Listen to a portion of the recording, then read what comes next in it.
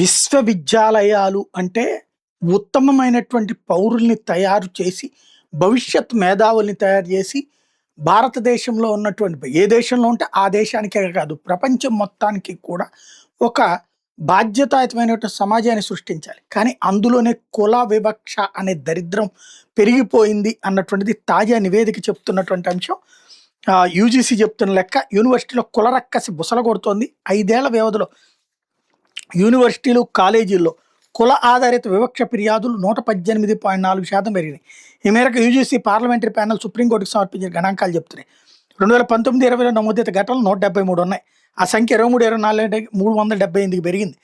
19-20, 23-24 మధ్య 704 యూనివర్సిటీలు, 1553 కాలేజీల్లోని equal opportunity cells SC ST విభాగాల నుంచి యూజీసీకి 1160 ఫిర్యాదులు అందగా వీటిలో 1052 ఫిర్యాదులు 90.68% పరిష్కరించిందట.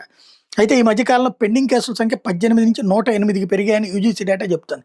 ఎస్సీ ఎస్టీ ఈఓసీ విభాగాల పనితీరు మీద విద్యార్థుల అవగాహన పెరగడమే ఫిర్యాదుల పెరుగుదలకు కారణం అంటూ యూజీసీ సీనియర్ అధికారి చెప్తున్నారు.